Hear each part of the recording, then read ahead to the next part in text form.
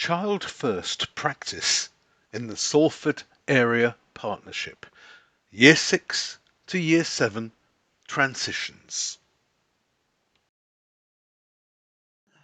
Katie, I'm really impressed by certain aspects of what Salford are doing, especially around the Child First agenda. Well, as we've said, youth justice teams alone cannot do the heavy lifting alone when it comes to complex cases. And there's two things you're doing which is really, really interesting to me. The first one is around your Year 6, Year 7 VRU-funded intervention programme. Wow, that's early. That's early. Could you tell me a little bit about the thinking behind that and how it's playing out in Salford, please? Yes, so I think the thinking around it was around how, years ago we did have such a budget for prevention and looking at that early intervention. And although we do have quite a structured out of court disposal arena and a view to that, we did feel like we were still missing out on some of that early intervention prevention where we could pick up young people that were maybe being spoke about around their antisocial behaviour, or they were missing from home and or having some issues with their education, whether that be they were missing education or they were struggling with the engagement of placements, or those placements were looking at breaking down, especially within that transition period. So the funding came, well, we managed to get the funding, and we called the project to Choose to Change. And we take referrals through the front door, so in Salford, that's the bridge, and referrals were going through to them, mostly from either our service, where we were identifying young people who had younger siblings as well, where they felt they needed some additional support, or we picked it up in other things like routes from the Missing from Home meetings, which we attend, CSRTs in the local community.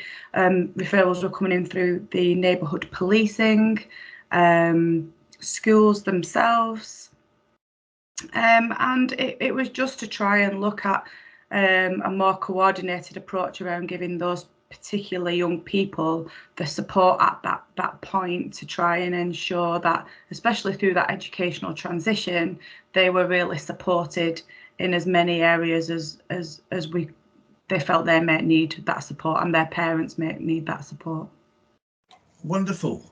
What does the support look like? What's the tangible support? I remember you saying something about the resources of the youth offending team are at the disposal of the key workers. Could you tell me something about how it plays out, please? Of course, yes. So we have 2 seconded full-time youth service members of staff to the Youth Justice Service, and they are co-managed between an operational manager at the Youth Justice Service and a senior youth work practitioner from our integrated youth support services. And they will, once they've had a referral, they will make an assessment, which is very much like our out of court disposal assessments for the diversion programmes. They then make a plan with the young person and their parents, carers, and that plan also mirrors the plans that we were using as part of the wider Youth Justice Service.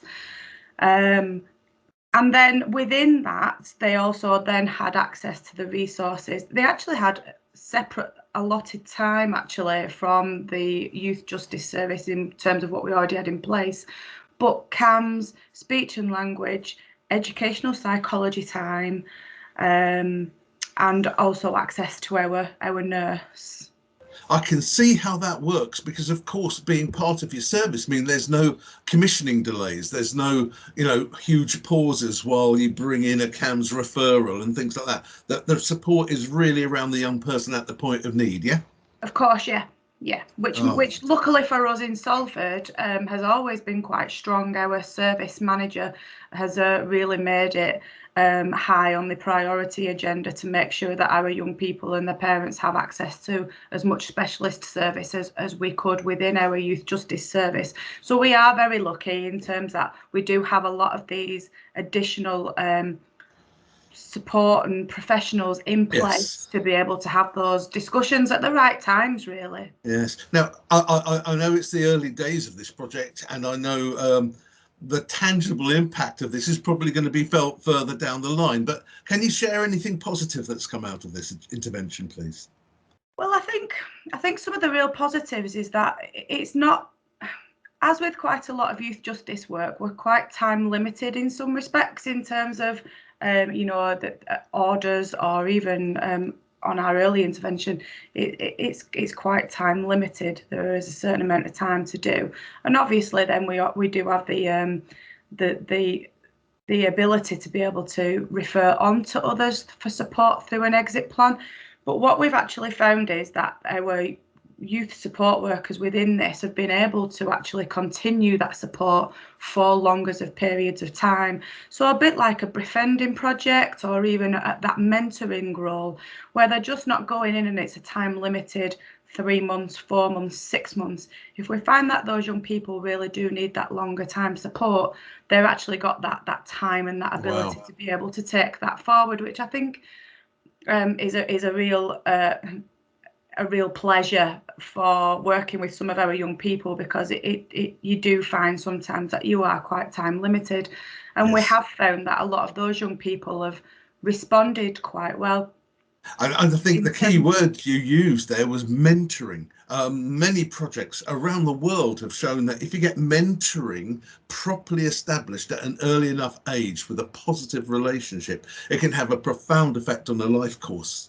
Yeah, absolutely. And I think that will probably be one of the biggest positives we'll be able to pull from that. Also, that these young people have had that additional support to come through some quite very, as we would know, that transition is huge in these young people's lives. Year 6 to 7 transition is really enormous. Because in addition to that, there are year 6, year 7 transition mentors within our wider local authority education community, right, yes, where actually those referrals have to come through schools. So that is also then an exit strategy if we need to, because those mentors will actually, they're specifically for young people who have got an identified SEN, but that support will also move forward throughout year 7 with those mentors. So if you can build that relationship up and get that support established, even at that point, if there's a good handover to someone else within our local authority education community, then yes, hopefully that support can continue into kind of moving into the high school arena. And just give me an idea of the numbers, finally. Roughly how many young people are you working with through this intervention? I would say open today, there's around 25 to 30 young people. I think each of the full-time youth workers have got around 13 to 15 Super. Open cases, and that's quite consistent. I know obviously they are going to keep working with them, but we really do. We have found that there is such a need that even as young people may come to a natural end to that intervention and feel like they don't need that support, we really are able to kind of reallocate new cases throughout that process. They've absolutely been kept very busy, and what's been additionally nice, helpful, I would say, maybe nice isn't the right word, from where they've come from with their background, it also means that they've got some huge resource knowledge around the youth work provision that's going on in our city. And I know that some cities haven't been quite so lucky with their youth work provision, but it's about them being able to link into that wider youth work community as well. I think that sense of community and sense of belonging is such an important part of assistance, isn't it? Absolutely. So yeah.